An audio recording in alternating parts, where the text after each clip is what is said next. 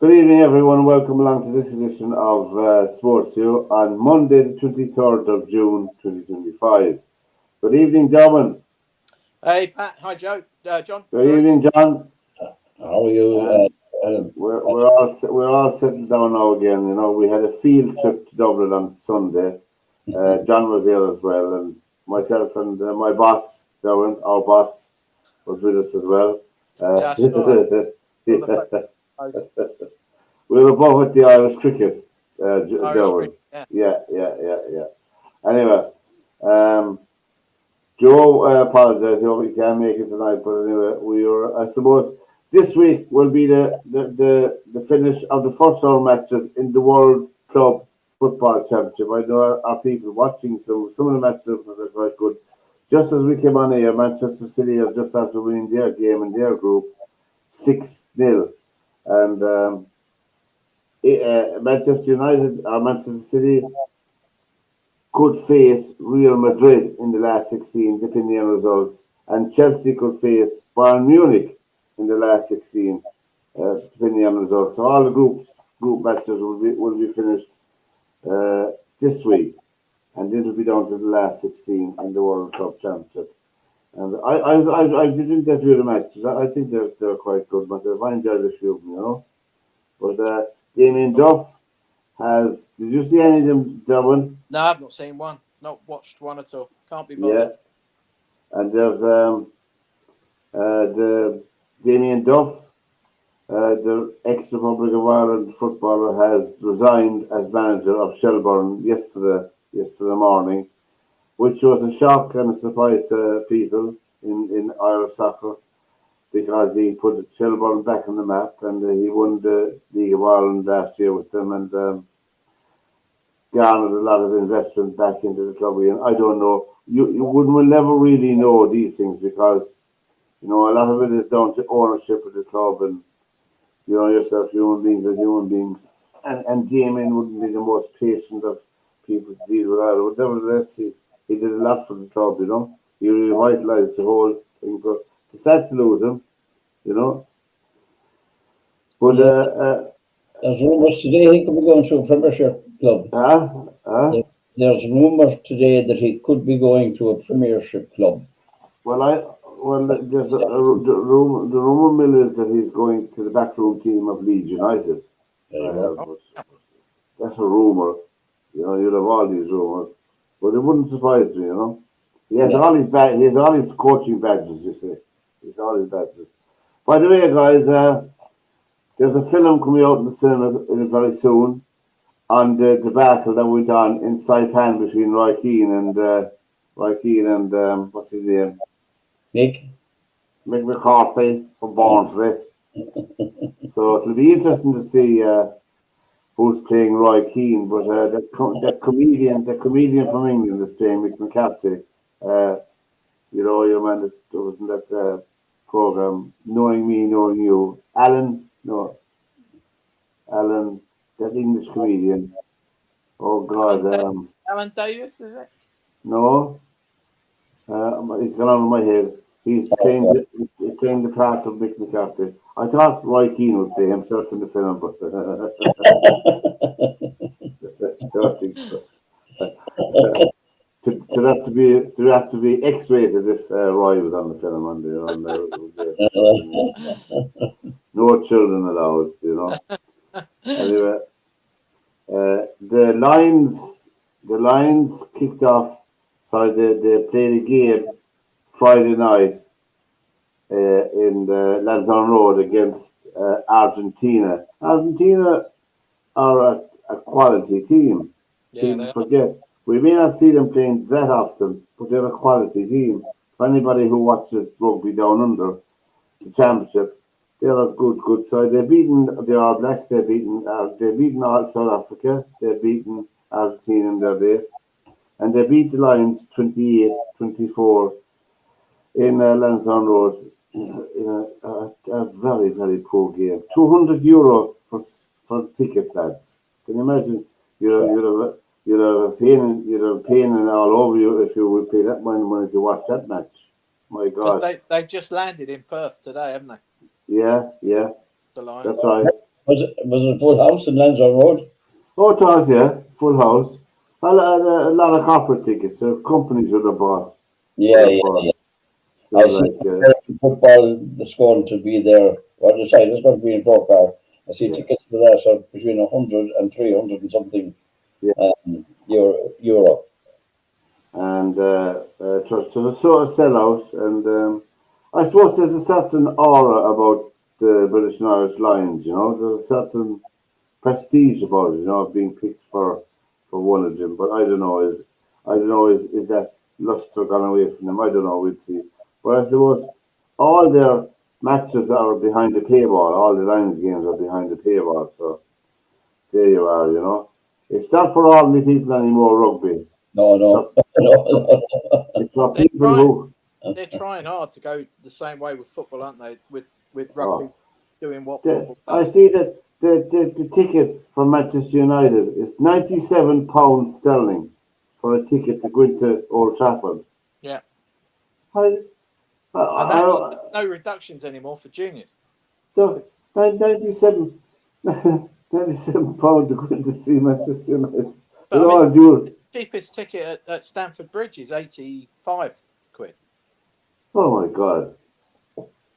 Well, the matches here, the GA matches yesterday were 40 euro for a ticket. Do you know, And I they're, don't know if it's just us being old fashioned, Pat, or what, but it's everything is costing loads of money, isn't it? There's nothing. oh my God, you don't have to tell me. I mean, myself and the boss, we went out for a coffee. We were up to Costa Coffee. I don't mind saying who they are. You'd have to get a credit union loan to have two coffees and two buns. When she printed out I was looking. I said, "Are you sure?" I Where bet, was it? I bet In that was Croke Park? 20 odd euros, wasn't it? Was that in Croke Park? No, it was in Limerick. Costa No. Coffee. Down the Children's Road beside them stores. My God. Well, that's the last cup of coffee I'll ever have in that place. Anyway. But anyway, you're right about the cost. The tickets out for the Cork Dublin match are €60. They're €60 for the semi-final. They weren't safe there, but I mean, if you for two people, that's €120 just for the tickets, Should and be a then full house.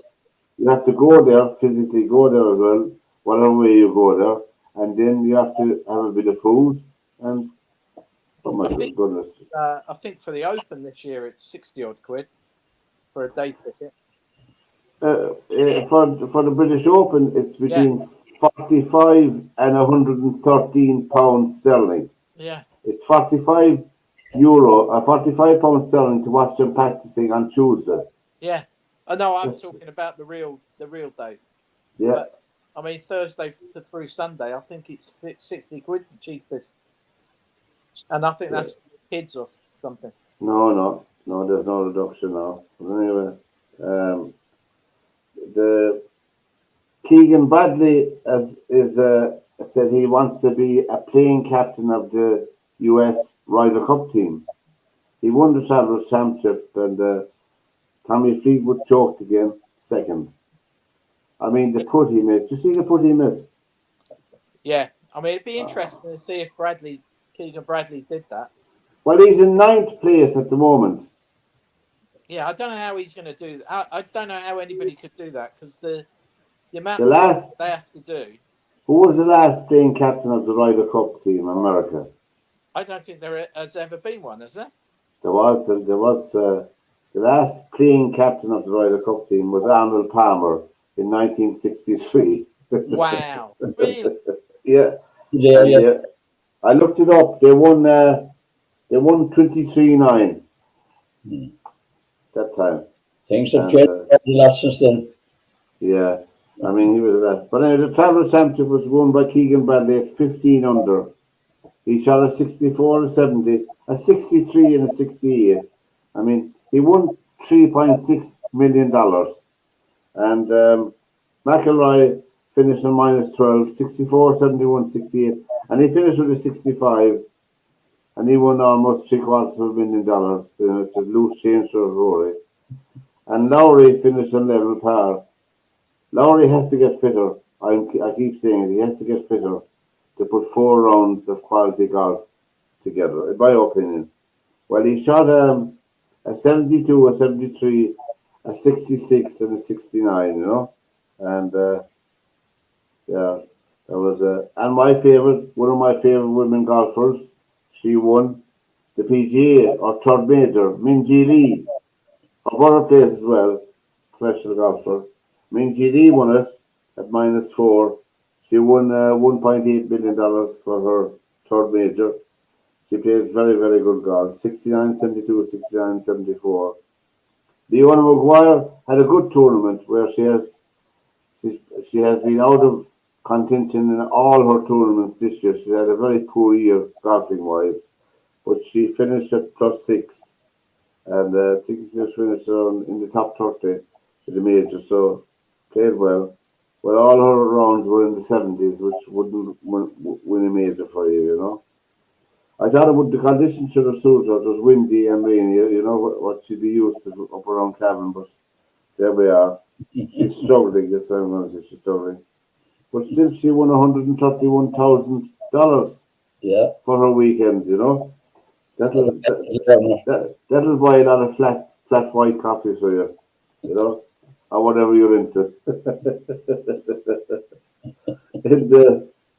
In the Ladies European Tour, the Czech Open was played, and South African won that at -17. There was 2 Irish girls in that.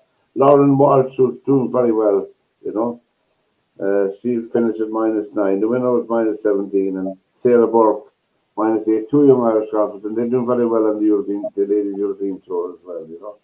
They'll probably be entered into the Ladies Open in Drummond, Ladies Open. Carlton House this year, isn't it? No, yeah, it's nice. Carlton House is nice. No, it's in Drummond, I think. The Irish Open is in Carlton House, I think. Yeah. The Irish Open in Carlton House. But that's the golf, and we had John was at the match as well, but I didn't see John until we were coming back in the train, He was sober, for all you people asking, he was sober. He reckoned us. But Dublin beat Limerick in a very, very surprise result in the hurling. And shock of ever in at that stage of the championship. It was a shock because the bookies had Limerick 12-1 on to win. Limerick were 25-1.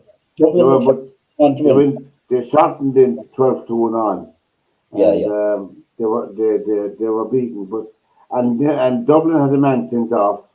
In 14 minutes. Chris Crumley, their captain, was sent off. And I must say, Gerard Hegarty would do Neymar proud the way he fell down. I thought someone had fired a shot from the Hogan stand. He fell down. So that I said, that man is dead. That man is dead. I have to bring on the stretcher for him. But he wasn't really. There was minimal, barely touched. But anyway, that's the way things are. It was just on the outside of the pitch. We were on the Hogan stand. And Chris Crumley was sent off. I think it was a very, very close call, in my opinion, but these things happen. Anyway, Dublin hurled. They played the best hurling match in a number of years. They're capable of doing that now and again, but I think that they're meeting Cork now in the semi-final next Saturday week at 5 o'clock, and Tipperary beat Galway in a very poor game in Limerick in the other quarter-final. They're meeting Kilkenny now in the other semi-final. But there'll be a major rush for tickets for the Cork Dublin, yeah. Dublin game, because of the two biggest cities there. You have. Well, they're sold out already on Ticketmaster this morning. What's that? They're sold out. That were available. They're gone. My God! So there you go. And there was only 33,000 at the 2 matches last Sunday. Dublin and Cork played in football. I had to go away at half time. I couldn't watch it. It was so bad. so boring and so bad. Even the seagulls got bored and they went away. They were flying around the place with the game. They found it not challenging, so they disappeared wherever they went. But it was boring. Crowd in Croke Park, Pat? Huh? What was the official crowd on Sunday? 33,000. Yeah. Very poor, very poor. But you Yeah. see, it's very expensive. It's very, very expensive to go to anyone. But getting back to the soccer, the Premiership, that bubble will burst, Derwynne, as well. I mean, we've been saying it for years, but it hasn't, has it? No. I think you've only got to see what the parachute payments are if you go down. What is it, 90 million if you get relegated? Yeah, but would you pay £100 to see that Manchester United? No, You'd have to be paid to go and see Manchester United. It's hard to justify it, though, isn't it? I mean, I love football, and I grew up in Wembley and didn't miss an England game at Wembley from the age of 3 till I was 18. Yeah. And you sit there now and you think, my mum and dad wouldn't be able to afford to do that now. Yeah. Every England game I went to, and in later life, my little brother came. Two of them. Yeah, we either got tickets in advance or we queued up and paid on the turnstile to go into an England game. And those days are gone, aren't they? Well, here's the man himself. Just a tip from the man. Is Georgie worth all the trouble then? Every bit of it. Every bit of it. And more.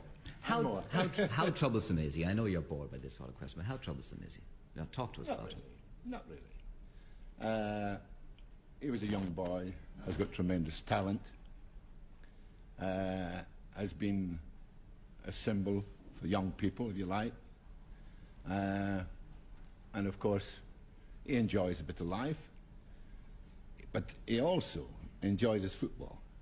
And I must say that there's no one probably is more keen on playing, more keen on training than George Best. Mm. And he is quite an amazing footballer, as well as, I think, a nice boy.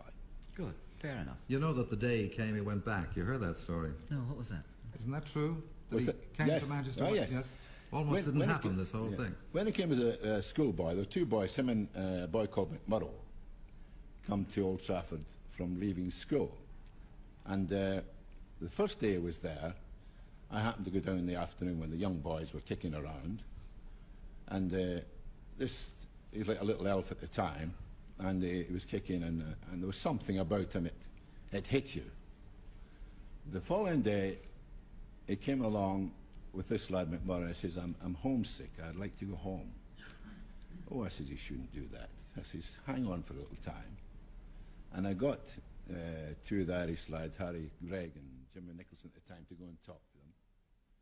Anyway, it was of no avail. The next day he come, he says, oh, I want to go home homesick. I says, I well understand you, because I went to Manchester as a boy myself, and homesickness is a terrible thing. And I says, now, you go on home, but I'll probably get in touch with you later. So it still was hitting me in my mind that this was something that was unusual, exceptional. And I decided to write to his father. And I wrote, Dear Dick, I understand the boy has gone home. I well understand his feelings. If there's a change of mind, do please get in touch with me. Well, instead of a fortnight, I got a letter from him saying, young George had come in and said he would like to go back and try it again. And how fortunate we were, he'd come back and tried it again. Indeed. Because he is a great player. So Matt, you come a lot to Ireland. Why? Well, as a manager, many times you're up to high door. The pressures and everything else are there. And I used to periodically come over here because the moment I come over for a couple of days, I felt as soon as I stepped off the plane or the boat at the early days, I was in another world. I could relax. And this is what I used to do quite often, and go back with a free mind again. Not only that, I have a lot of very great friends here, some wonderful friends here. I made a lot of friends over the years, and I love to come here. You know, let me tell you the reverse of that coin. The very first time, 100 years ago, that I went to England, and I was working with Joe Loss, and I went up to the Manchester Hippodrome, and I was very lonely and very out of it. And the footballer of the year that year was Jackie Carey, and as always, the manager of the year was Matt Busby. Is that the and James they came Gate down Jackie to the Carey? Sorry, is that the James Gate Jackie Carey? Was he? Johnny Carey. Yes, James Gate, yes. Yeah, James Gate. That's right. That's right. But Matt and Jackie took me out of the digs and brought me out to whatever the golf course was, I don't know, brought me out of the ground and made me feel at home for the first time that I was over there. I've never, ever forgotten that. Well, while we're on that Can I tell you subject, another side of that? excuse just a minute, Yeah. Matt, because in fact, in Manchester, on Granada Television, I had to interview you one time at short notice, and I knew nothing about football. Dear heavens, I knew nothing about football. I know nothing about nothing. But anyway, I was really embarrassed. And you turned round and you helped me you gave me all the questions and all the answers, and you timed it and did everything. Thank you in retrospect for that. But there was a historical clip I came across, 1971 interview with Eamon Andrews and Gabon, Matt Busby, a different era in soccer, you know, obviously. You'll be happy. You were trying to go back to some kind of decency in soccer, but that's all gone now, you know.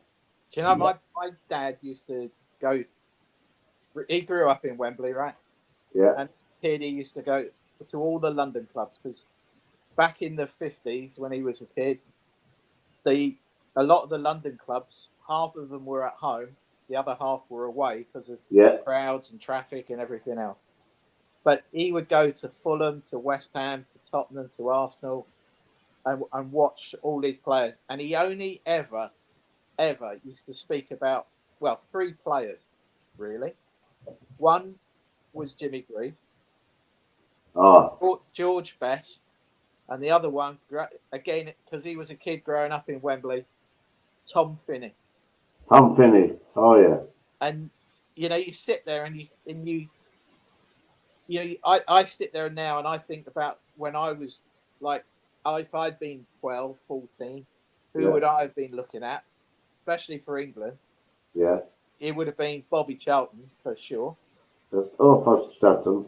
And you think about, like with George Best, those home internationals, when they used to play and it was on TV every year, but when Northern Ireland used to come over and play England at Wembley, I mean, watching George Best at Wembley, he looked like he should have been, it was like home, if you know what I mean. Yes, yes. On a pitch as big as that, he had so much room to do what he wanted to do. Yeah. I mean, George Best was, I put him on the same level as Pele and Maradona. Yeah, I mean, there's a great clip on YouTube about George Best talking about himself. And he turned around and said something along the lines of, you know, how good, the interviewers like literally asked him, how good do you think you were? And he said, I don't know how good I was, but when I know that when Pele says I'm probably the best player in the world, he goes, that's good enough for me. Those home internationals, of course, soccer wasn't a mass television thing like we have today, wall-to-wall soccer from one day of the week to the next, you know. So the home internationals, as you said, Derwynne, would be a chance to see the best players from each England, Scotland, Wales, and Northern Ireland, you know, talking out against each other, you know. It used to be brilliant. I mean, you know, the Scotland games were always on a Saturday because they were so big. Yeah. You know, Northern Ireland and the Wales games would always be midweek generally because of it would just. But you'd have 100,000 in Wembley every game. Jesus. Yeah. Yeah. They were such a best during the time when real talent wasn't coached out of it. Yeah, I mean, what Busby used to say, wouldn't it? He used to go and play football. You know, that was go and enjoy it and go and play football. Correct. And there was no tactics. It wasn't this and just there's the go and play football and enjoy yourself. I mean, it was a clip again on YouTube the other night and it was Bobby Charlton talking about George Best and Dennis Law. And he's, Bobby Charlton is sitting there in this interview, and he's saying, you can't believe how many times that I would come in off the pitch, sit down in the dressing room, look around the dressing room and go, well, there ain't a weak player in here. And then go, I wish I was a fan sometimes because I could have watched Dennis Law and George Best from the stand. Yeah. And this interviewer had literally said to him, what was your relationship like with George Best?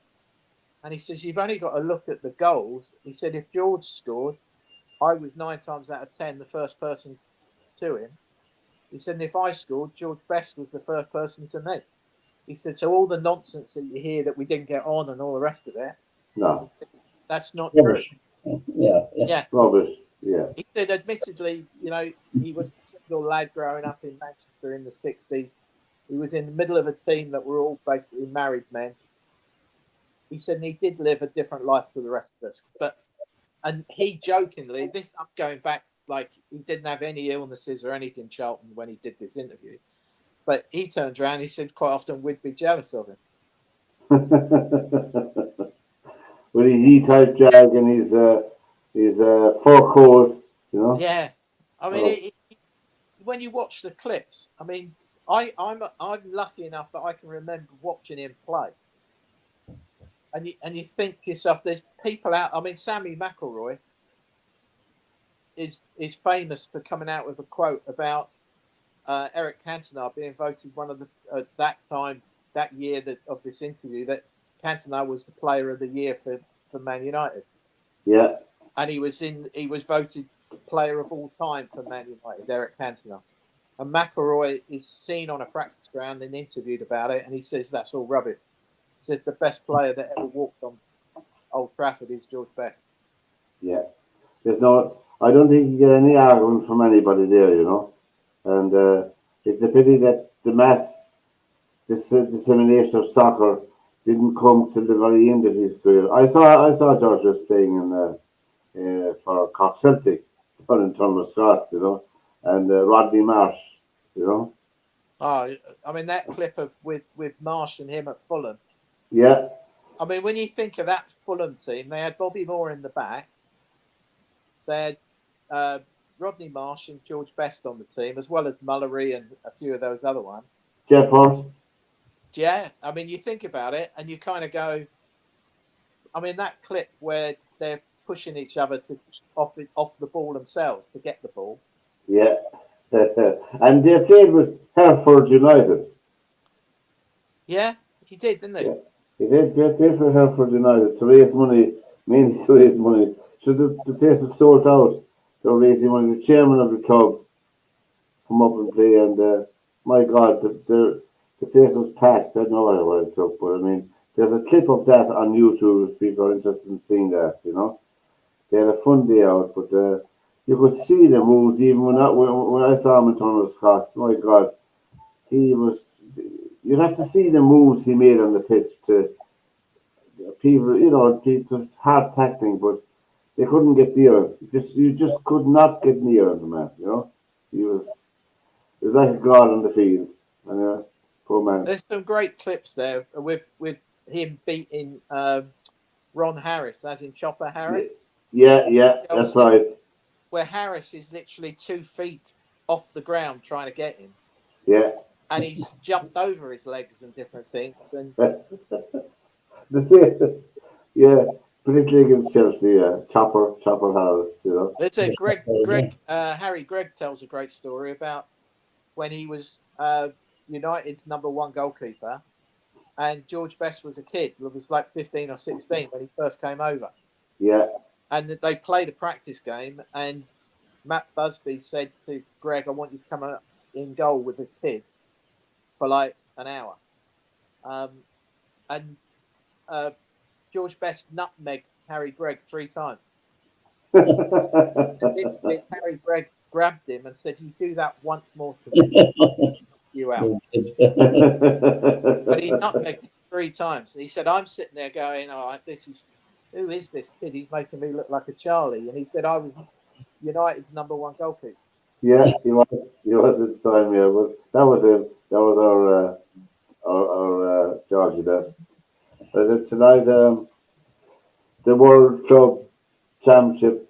The ticket sales have been poor for it. I was reading about it as well. You know, despite the fact that almost every sports network in the North America certainly is covering it. You know, ESPN, Fox Sports, and all of that. You know, but there are some very very weak teams in the thing. You know, I can see what they're trying to do. They're trying to have either a South American or a South African or a Far Eastern team in the semi-finals and final. I can see their thinking behind it to grow the game, you know. Mhm. So I don't think they have to grow the game anymore. They have to uh, grow the quality of the game, you know. It's the same with rugby. Rugby is making no progress as a sport worldwide, you know. Rugby union, and it's a pity, really, you know. I think they had opportunities World Rugby in the 1980s and 1990s with the advent of the World Cup to grow the game properly, you know. But it's not. I mean, it's in Ireland. All the money in rugby is for Leinster. It's the biggest area population. I mean, in Munster, rugby is there's nobody going to rugby matches in Munster that I can see, you know. I think that Well, the Rugby World Cup have made one big mistake though, is that they've always gone to rugby nations for the World Cup as a venue, haven't they? yeah, Whereas if yeah. they had taken it into America and South America, and it might have been a different story. But they always go because I guess they're betting that the crowds will turn up in New Zealand, they'll turn up in South Africa, Australia, France, UK. Argentina. I don't think they've taken the World Cup to Argentina, No, have they they? haven't yet. No, no, But no. I think they're worried that, other than an Argentina match being played, they wouldn't get the crowds, would they? Yeah, but that's a chance they have to take. I mean, they'll have to take chances to make progress. I mean, the top 14, I want to mention, the top 14 final is on. Toulouse and Bordeaux, the two best teams in France, are contesting the final, I think, this next weekend. You know, I'll be watching that. I love watching good rugby players, you know. I'll be watching that anyway. I certainly won't be watching any of the Lions matches, you know. I don't have any interest in that now, you know. It's just a money making, jersey selling uh, exercise, you know. That's all it is, really. You won't watch the Test matches, Oh, I probably watched the test matches, all right, you know, but I but wouldn't be not the warm up game. no, no. Sure. The match Friday night was very, very poor. Did you see it, John? A bit of it, very, very awful. I'm just wondering, why is Itoji on the Lions team? He was a total passenger Friday night. He's The Who was that? captain, captain. the captain, a total passenger on the field.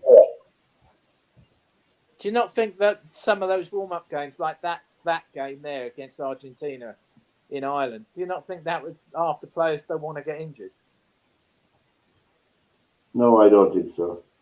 I think that if they were decent and had a decent approach and an attitude when they look around and see people paying €200 to see them, I think it should have focused their mind a little bit better. You know, I don't know. I don't know. I could be all wrong there, you know, but I don't know. But it's the same in Ireland with the Six Nations and the rugby matches. I mean, the tickets are astronomical to go to see rugby players, you know. And Ireland, the Irish rugby team themselves, will be looking out to rebuilding as well for the next World Cup, you know.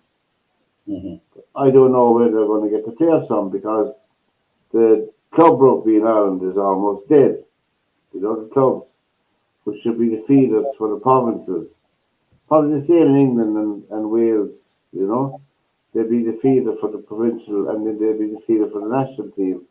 I think that competition has been diminished. There's not enough attention paid to it, you know. I see the IRFU are one of the biggest property speculators for a sporting organisation in Ireland as well, you know. So they're doing a lot of purchasing of property. I suppose I don't know really. I despair sometimes, you know. there has to be an honest conversation about rugby. I see in England, in Wales, are they having a conversation, do you think, Derwynne, in Wales about rugby? Yeah, big time. Because Yeah? you've got that it's poor. I mean, Cardiff can't even. I mean, Cardiff nearly went skint, didn't they, a couple of months ago? Mm. A benefactor, stepped in and saved it from going under. And you sit there, and in Wales is poor. I mean, the national team's poor, but at the same time, there's no real club rugby anymore, and they don't even play rugby in the schools anymore. It's football now. But So the problem with rugby is, I keep saying, going back to, is the ridiculous stressing of power. Power. Everything is about force. Everything is about bullying. I mean, go back to the great Welsh team of the 70s with Gareth Edwards and Barry John and J.P.R. Williams and J.J. Williams, and these Gary guys Edwards, are so good with the ball. But now, I mean, even you get guys and they're having 5 meter scrums, and the answer to that is to bully your way over the line, not to let the ball out. Don't just go again and again and again and again. How much time? I'd love to see you put a clock on a match and just see on scrums alone how much of your 80 minutes is wasted on scrums, and of the ping being reset. And Yeah, and if you get a fussy referee, as some of them are, it's the game is. I know there has to be a fundamental change in the game. I think. it was the Sunday Times a couple of weeks ago had a really interesting article in there about rugby, and the guy who wrote, I'll try and find out who wrote it. I'll try and remember who did it, but he wrote this article. It's fantastic because he actually said rugby union and rugby league is so similar now in the way they play the games, and like John's just said, go back to the 70s with that Welsh team. It was running all the time.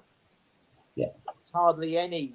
Go back to the time you have Mike Gibson. Mike Gibson wouldn't get on the Irish team today. A genius, absolutely. If he, again, he avoided tackles. The name of the game today is you try to run over the guy that's trying to tackle you. Yes, right. Yeah. Staying out of it, it's all about brutality. The article even came down in there. He was touching on about the fact, like John's just saying about it's just power, whereas, like you just said, that the old rugby players avoided getting hit. The amount of injuries now that are in first class rugby union is because these guys are massive. Even schools rugby. A couple of years ago, I went to a schools rugby match in, I think it was Rockwell and St. Munchin's, and these were schoolboys. Boy, Jesus! When I saw the teams coming out in the field, I said, "What are they eating? What are they feeding them? This guy, and they had a big trough like the cattle. They're feeding. They're huge men, like. Yeah, but as well, guys, when some of these head injuries are progress down the way, God only knows what it's going to cost rugby to pay off so many guys who will end up with one form of dementia or another. There's more and more cases now. There's more and more cases coming with dementia. And the way they're playing it is only adding to it. Because you put your head down and you charge like a bull at the guy in front of you. That's it. Yeah. Well, this journalist even made some stats about. You think about this. You think about the last international rugby game you watched, whether that was the Lions on Friday or whether it was Ireland or Wales or whatever. How many times do you see tap and go? Like in the 70s and the early 80s, correct. Tap and go was what they did. There's no tap and go now. You'll be murdered. You'll be murdered. It's rare you see it, isn't it? Yeah, everything now is about safety first. You hold on to the ball and you bull away with the fucking thing until you try to lower it in front of you, out of the way. God, it's just until somebody eventually decides I've been hit enough, and you score a try, and it just it's how many tries are Well, decent. I think that that's why I love French rugby. There's still a lot of creativity in the backs. You Yeah, know, they're not man mountains. You know. what's the guy in the wing that they have? The fellow who wears the scrum cap. Yeah. Yeah. Yeah. Genius. I mean, he could have played with Mike Gibson. He could have played with Barry John and these guys. Oh, good, yeah. Yeah, he'll be playing now in the final of the French top 14 for. Right. Yeah, Yeah. I've got him. But you've only got to look at the physical specimens they are now compared to Barry John. I mean, Barry John was a slight guy, really. Gareth Edwards. I mean, they were strong. Don't get me wrong, but they weren't. No. They don't look muscle. They look like weightlifters now, don't they? So even the time of Ronan O'Gara and who else? Your man, who was it? Peter Stringer. So, Stringer will be thrown out of the pitch now at this stage. Stringer would be killed stone dead now if he was playing rugby. You know, he wouldn't. He'd be taken off after 15 minutes. You know. But I think that game that John's describing is also bad for the spectators and bad for the TV. Oh, absolutely terrible, awful stuff. You go to the match and sometimes you're not always watching the game. Yeah, that's a fair point, Derwynne. Actually, a few years ago when I was involved in endurance quite a bit, and I was at a couple of games with my company at the time, and in a corporate box. And to see what's going on there, again, what you said earlier is spot on. It's all about character and about people buying up stuff. I mean, I was at one game, and here was this woman doing her crochet while the game was on. But she was paid for by whatever the company was that. Yeah. And that was it. And how much of that, what they're doing very often in an awful lot of these situations now is they're making it too expensive for the ordinary supporter to be there, and it's corporate the whole way. Yeah. Well, it is. That's what Lansdowne Road is now. You watch the next England game. So behind the dugouts there's like nearly 2/3 of that stand behind the dugouts on one of the sides is all corporate. And you watch it. England come back out, and it doesn't matter who they're playing. They could be playing Brazil or they could be playing Angola. It doesn't matter. That first 15 minutes of the second half, there is no one in those seats. Correct, 100%. Yeah, because they've gone for whatever food and beverage they can have at the time. Even to be hands on road out at, and to watch guys get up in the middle of a match while it's going on to go for a pint to bring. There was a phone in Monday in Live Line. It's a chat show we have here, Derwynne, and there were people giving out after paying 180 quid for a rugby match. And people were standing up every minute to leave people in and out with trays of drink during the game. Now in Croke Park, there are loads of bars in Croke Park. You don't get drink, but you cannot bring them in. You cannot bring your drink into the game, into your seat. You have to drink it outside, and then you can come back to your seat and after that. But it's terrible in rugby. I never told that. You know, the game's going to close to a try or close to whatever. I don't.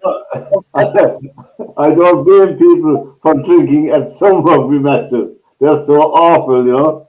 Yeah, that's true. The old saying, to drive you to drink. It's an interesting comment you made, John, about the actual amount of time, because one of the stats from the Premier League last year was the average Premier League game. Out of 90 minutes, the ball was only in play for 55 minutes. There you go. And So 35 minutes plus, what is it doing? What are they doing? yeah, correct. And now, if you were to apply that really to rugby, setting up for lineouts, making sure that you're the right distance apart. And as you said earlier, a first-year referee will waste twice as much time because he's going to insist that he'll only take out a slide rule and decide, no, you need to go back a further inch there. It's Well, look at the scrums. I mean, how often do they have to reset correct. the scrum? Reset. Yeah. Everyone falls out. I think that the scrums could be reduced instead of having 8 players from each side of the scrum. They should just have five players. There's 1, 2, 3, 4, 5 on each side. Yeah, but if you watch the old clips, Pat, back in the 60s, 50s, 60s, and 70s, 9 times out of 10 there was only 5 of them in that scrum. Yeah. And they actually just really rolled together, and the ball came in and out again. Yeah. It wasn't really in the scrum. If you watch it. Oh, it is absolutely horrific. None of this set, touch, whatever it is, and all the rest of it, is it? I mean, they used to just lock their heads in, and the ball went in. Yeah. Sports is a program on their media. All the information is on there on the sit line if people want to contact us about anything. We don't mind this. This is did any keen golfers out there ever do anything like this? The Terminator of a shot.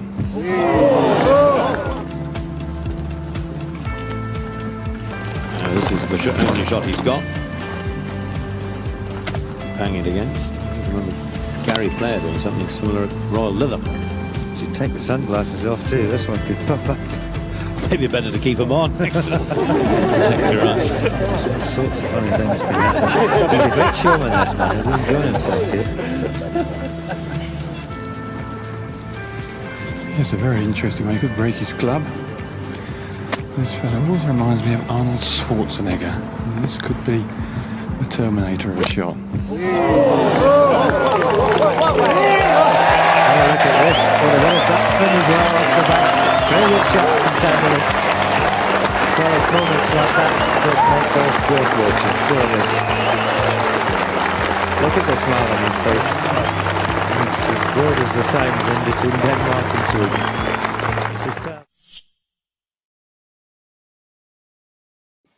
Yarmo Sanderlin. Did you notice who was caddying for Yarmo Sanderlin there? No.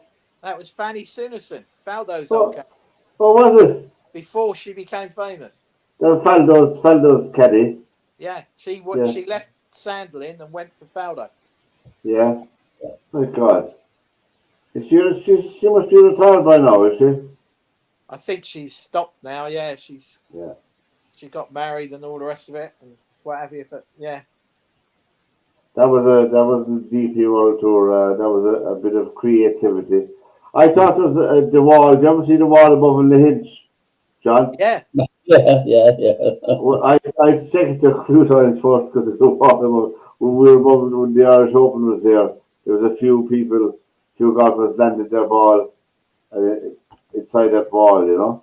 That's the 17th at St Andrews, that is. Yeah, but they were. I don't know what they did. They played sideways, as they said, out of it, you know. Well, they had a shot, you know.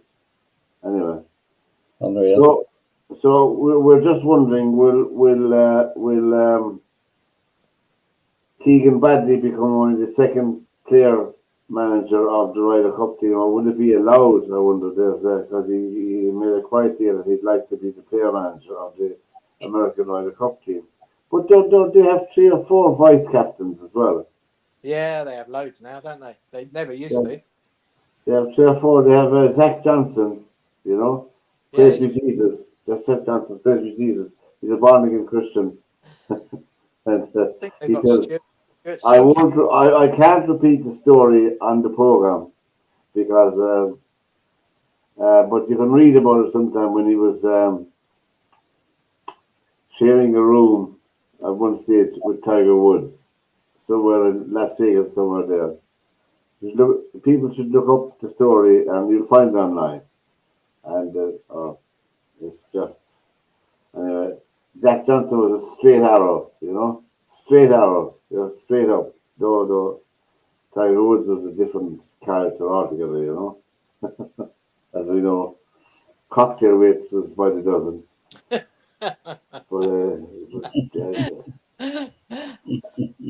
he ordered a waitress with every cocktail. But anyway, it'd be unfair now, but I mean, the stories are absolutely unbelievable, But I suppose he's retired now. He won't play golf again in a serious way. I don't think or his leg is that bad. I mean, yeah, and he's a problem with his back as well. But his son won a tournament there not so long ago. His son is playing his own fella. Now we have Wimbledon coming up to tennis, and there's the Wimbledon. It's coming up in I think there's 35 million in prize money for tennis. Huge amount of money, and the grass courts tournaments are on at the moment all over Nottingham, Eastbourne, and Queenstown. The Andy Murray Arena in Queenstown. They ended after Andy, good old Andy, and he put he was a very, very good player, but I think he was a bad look. There's a lot of people in sport like that. He was around at the time when he had Nadal, Federer, and Djokovic. Probably the three greatest tennis players in the history of sport. And Andy Murray comes along, I mean, he was, to win a few majors with those guys was some achievement, without a shadow of a doubt, It's overlooked at times, But I mean, he was able to compete with them, Very well And so. he was indeed. But they got the Wimbledon qualifying this week. It's on BBC every day. it is, yeah. I have it. I have the tennis channel here. I saw some of it today on the tennis from channel. Roehampton. Yeah. If you qualify for a major, it's $25,000 First round. for first round. $25,000. And if you're a professional tennis player and you're playing on the secondary tour, on the ITF tour, that's a lot of money. That's a lot. What's his name? Matt Doyle for Ireland, and Conan Island. Do you remember Conan Island, John? I do. From Limerick. He qualified 1 year for the first round of Wimbledon. Conan Island. I remember that. It's a big deal, Yeah. He was a big hope at one stage. But again, the standard is so high, as you said. Oh, jeez. Improving probably all the time again. But Yeah. again, they're getting better at what they do. Simply, unlike as we spoke about a few minutes ago, rugby, where again, while we're on that watch, Derwynne, by the way, the other thing I'll throw in is how often or for what length of time in the rugby match is the ball in the air? Yeah. Kick it up, kick it up, kick it up, kick. Well, there's some matches that they're literally playing tennis, aren't they? Yeah. You've got the two fullbacks just basically kicking it to each other. Yeah, and very often down the guy's throat, rather than put him on the back foot. Put it behind. Just to remind ourselves, since Wimbledon is coming up, there was a lot of characters in tennis one time. Look, you can't be serious, man. You cannot be serious! That ball was on the line. Chalk flew up. It was clearly in. How can you possibly call that out? How many you can miss? That piece walking over, everyone knows it's in this whole stadium, and you call it out? Explain that to me, will you? The linesman. You cannot be serious. It was chalk dust. Chalk dust. They made a song out of that, didn't they? Chalk dust. Yeah, chalk dust. Of course, he's loved now, isn't he? He is, yeah. He's loved as a commentator at Wimbledon. Yeah. And he does a radio show. They do 606 on Radio 5 about. Oh, do they? Yeah, they do 606 for the football, which is literally all about the football every Saturday. But when Wimbledon's on, because there's no football, they do 6 Love 6. Oh yeah. As in zero love, as in tennis. Yeah. And he hosts it every night from Wimbledon, and sometimes he rushes on, and he'll say, "Oh, I've just come straight from the commentary box. That was my colleague. It might be Pat Cash doing it for 5 minutes covering." Yeah. Or Andrew Castle, and I'm back now. I'm here. It's all right. Or Tim Henman, or There was great characters in the game when McEnroe was playing. You had do you remember Nastasi? Ilya Nastasi, very hot-headed Romanian. He was very good. Out as well, though, didn't he? And there was a young man, Vitas Galilaitis. Do you remember him? Yeah. New Yorker, Vitas Galilaitis. He died young, that man. And then you had the soldier, the ex-Marine, Stan Smith. Stan Smith, the big server. Yeah, Stan Smith. You had, Adidas, that's still one of Adidas's major trainers that they sell. One of their most popular brands is the Stan Smith tennis shoe. Oh, yeah. Even now. Jeepers. That's a mate of mine's kid was wearing one pair, and I said, "Oh, there's Stan Smith's." And he went, "Yeah," and I went, "Do you know who Stan Smith is?" And he went, "No," and he thought he was a trainer designer. And I said, "He's a famous tennis player, American tennis player." Yeah. And he went, "No way." And we literally got our phones on in the clubhouse, and I said, "Google Stan Smith," and it came up with a clip on YouTube of him serving. And he went, "Well, I didn't know that." And I was like, "Famous designer." There you go. But that's one of Adidas's top-selling trainers, the Stan Smith tennis shoe. I didn't know that, though, but he was a character as well, Stan Smith. Then you had Roscoe Tanner. Do you remember him? Yeah, Roscoe Tanner. Oh, yeah, we were coming out with Yvonne Goolagong next. Yeah, and do you remember the Greek, Mark Philippoutis? Yeah, he was later, though, wasn't he, than that? He was, yeah. So, anyway, Novak Djokovic is only the third. Alcaraz is favourite to win it for the third time, the Wimbledon. And he did look good at Queen's yesterday. He did. And the guy who failed the drugs twice, Sinner, is a second favourite to win it, And I hope he's tested. And sponsored by Beecham's Powder, isn't he? Yeah. Andrew's liver salts. I think Djokovic, if he's to win the 25th major, I think Wimbledon is the best surface he has of winning it, in my opinion. I don't think he'll win a hard court against Alcaraz or Sinner. I don't think he will. But he'll have a chance on the grass, I think. He's got a chance, but I don't think he will. But I think Father Time catches up to you, doesn't it? I think so. We won't see him playing tennis after this year anyway. I don't think he'll do it. He won his Olympic gold medal, which was a tremendous effort in Paris. That was just a phenomenal final with himself and Alcaraz, Just so unbelievable. I never enjoyed anything as much, But anyway, we're looking forward to Wimbledon. We're looking forward to Gaelic football in Ireland is on to the last 8 as well, the quarterfinals. And Kerry and Armagh. The holders of the All-Ireland title is Armagh, and the pretenders to the throne are Kerry. They're drawn in the quarterfinal, which rules out. I fancy Galway for them a little bit myself. I think they're a very, very talented team, and they're big as well. They're big men as well. So I think it wouldn't be surprised if they won it. But anyway, we wish them all. All that easy with your man is a fair operator. Hey, where's Billy Lee from, John? What's that? Where's Billy Lee from, the manager of the Limerick football team? Billy Lee is Newcastle West. His brother actually managed them a few years ago. Not Joe, I can't think of a second. The three brothers said they used to, the parents had probably still have, right in the middle of Newcastle West. They must have the biggest goalkeeper I ever saw in football. Oh, right. Yeah, from Ula. He's a Man Mountain. Yeah. Jesus, Man Mountain. Yeah. They are into the final of the secondary competition in football. Limerick up there. First time ever. Huh? The first time ever in that. And the winners of that get into San Maguire.